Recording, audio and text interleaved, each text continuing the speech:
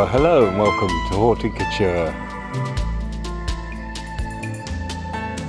I'm deep in the woods again.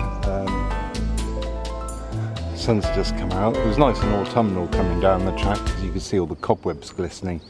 Sounds like they're felling some trees over there, so excuse that noise and the planes. It is August bank holiday. I just thought I'd start my extreme gardening vlog and just show you this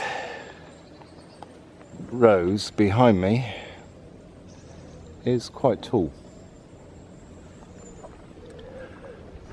That's a rose, and basically it was growing into this paratia, that's the Latin for Persian ironwood. And as you can see, some of the leaves are starting to turn. It has lovely red flowers, which you might have seen in some other vlogs, or if you haven't seen, then you will do at some point because I've filmed it. No, I think I've already done it. Anyway, yeah, so, well, basically, this was growing into it. So I'm basically cutting all that out, which, as you can see by the denseness in here, it was no different this way. So I've already taken quite a bit out. I've opened it up. There's more light getting in there now. So I'm going to just finish off these few bits that are going up there, try and get as high as I can and cut all of that with the pole, which is this. Now, anyone who's never used these, they're a nightmare. They're great, but you know, it doesn't make your life, it makes life easier in some ways, but it hurts. There you go, there's a view of it. Especially you've got a massive weight on that end and you're holding it there, and you've got another weight on the other end. So most of your effort goes into holding the machine. And as you don't cut on nice easy angles, like with it on the floor not holding it, it hurts. So that's what I'm doing today. So that's what I'm doing today.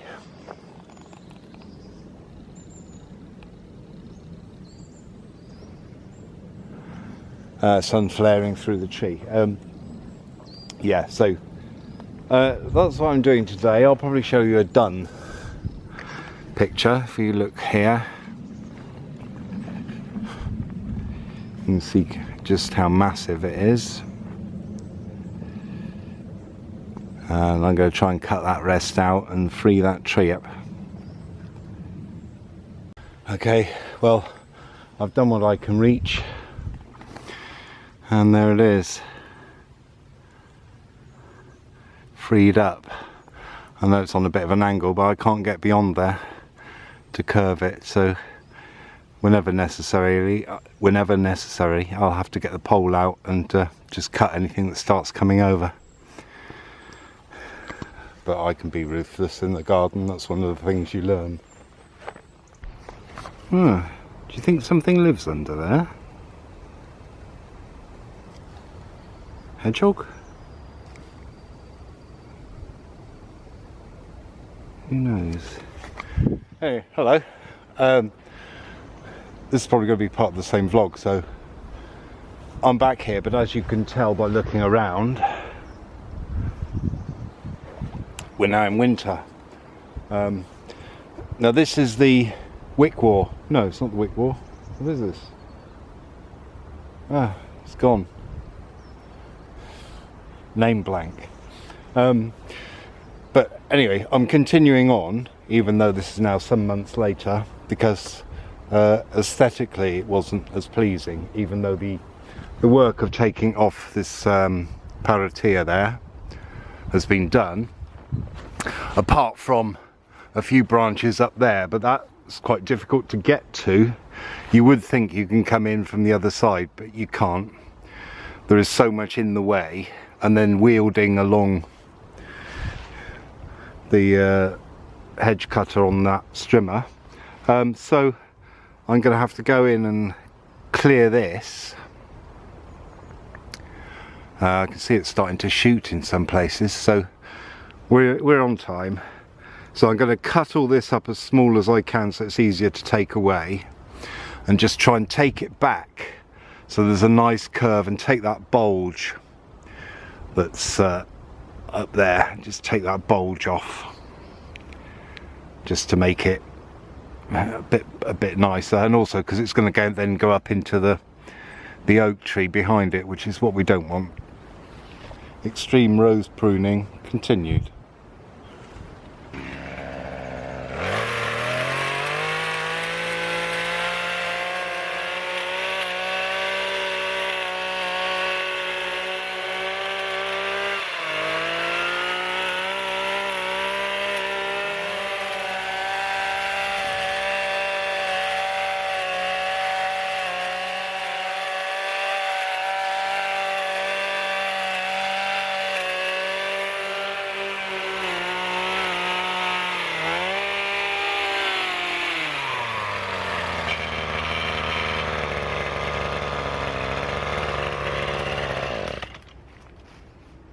That's the first stage of this, because what you got to do to get to some things, you've got to find a way in there.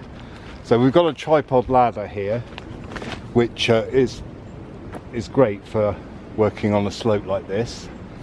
So what I might do now, or what I will do, is try and clear some of this out the way so I can get the tripod in to reach up there, because that's where the issue is. Of course, the other thing is to find the angle for the ladder so that I can reach with that thing, because I'm going to have to curl my arm round the ladder in order to hook me on, because there's no way I'm ever going up a ladder and not in some way being fixed on. So for example, if you go up a ladder, you're not going to go up and wave your arms around if you're using a heavy tool somewhere that's on slopey ground. A heavy tool that can get caught up, it's just too dangerous. So I'm gonna have to, so you either have to tie yourself on somehow, or do what I do and curl my legs around. So let's I'll have to figure that out. And here we are, proof of the water meadow. The water comes down from there somehow. It did dry up a little bit, but it goes through here, through this channel, and along down there to almost where the cat is. And basically we've planted all this up with snake's head fritillaries, and there are primroses coming out.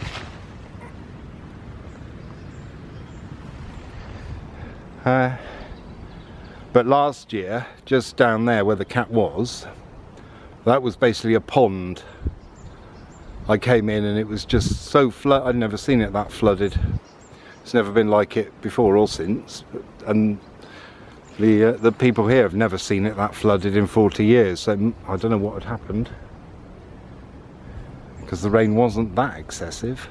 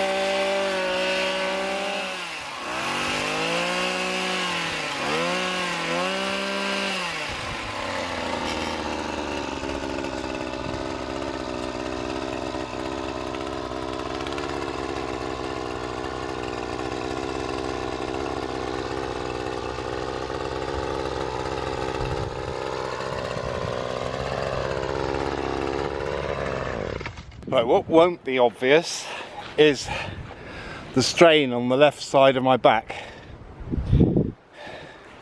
from doing that, because you've got to balance on the ladder and you've got to keep the machine from catching on stuff, because there's all branches around there that you can't quite see. One little branch behind you that you catch on, and you have to put extra pressure into moving in the same direction that you are moving, and that can pull you back and stuff. Then there's the reach, making sure you balance on the ladder, exactly watching everything that you're cutting, so that it doesn't I forgot I got those on, so it doesn't get trapped or fall on you, because that's another one. If they fall on you and snag you, you could be in trouble, because you're holding a machine and you're snagged, so it's difficult to move sometimes, especially if it was still attached to the thing that was snagging you. Another thing I want to point out, because some people will be aware of this, but if you're on an uneven ground, the best seating or whatever arrangement is for three-legged things, and that's the same principle as this ladder. You can find a place for a three-legged stool, for example, to sit without rocking on uneven ground far easier than you can with a four-legged stool. So that's basically the theory behind that, and the way it's wider at the bottom there gives it that tripod or triangulation, which is the key to many things. 3.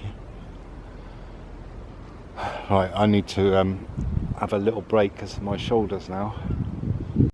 Looks like Mr. Badger's been rooting around. Or Mrs. Badger. Other badgers are available. Here's the view from behind.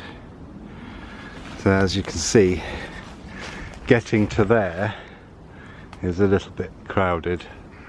But what I am going to do is try, I might bring it back here, because I need to free this up here. Maybe I'm going to bring it in behind the machine and see if I can free up this piece, and then get some of these higher bits of the rows. So I think I can possibly get quite a bit here, so that's my next job.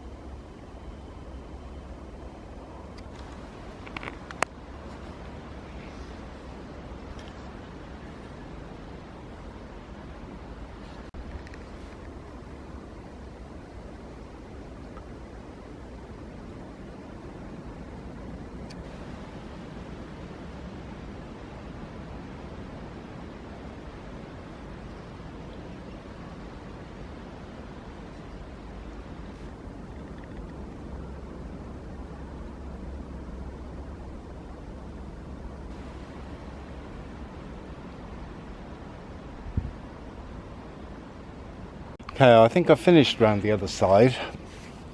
I forget to take these off every time. But if you can see, there's a branch that comes down and it's caught up in the rose. So what I'm going to do is I'm going to try and free that. I might just use loppers on that, because once that's free, we've got a shape back. No, what I'm going to do, it's actually the 1st of February today. I'm really quite dehydrated, but there is an old weather tale which says on the 1st of February, Imbolc, Candlemas, and various other names, I'm sure, whatever the weather is like for that day will be the opposite of what's coming. So for example, basically if the sun's out and it's a nice warm day, it means winter's not finished. But if it's a horrible yucky winter day, it means spring's soon. Well, today on the other side of the hill it is really cold, but the sun's out. I'm so warm I'm going to have to go and drink quite a bit of water now. I should really have taken this hat and my jacket off, but I wanted to keep a bit of protection on because of the roses. Yeah, so that's quite interesting. So we'll see. We'll see in about a month how right I was, or how right it was. It's not mine. I didn't make it up. That's my disclaimer.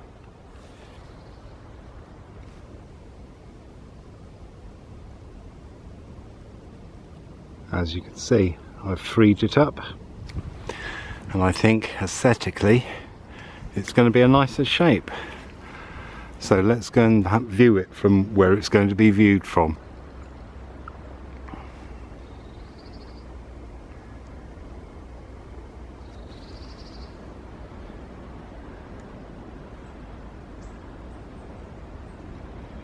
Yeah, I think that's more pleasing. Well, I'm never going to be able to get that taller stuff. It's just so compact in there, you can't. But the parity is nice and free now. So all that's left to do is rake up the pile of arisings and make a bonfire here at some point. Maybe I won't do that today. There we go, Extreme Gardening Part 2.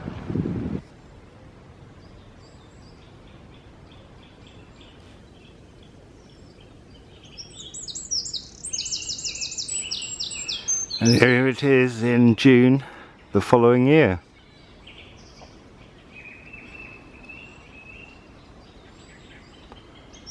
Must be at least 15 meters tall, reaching up into that tree. The main bulk of it, well, probably gets up to 7 meters.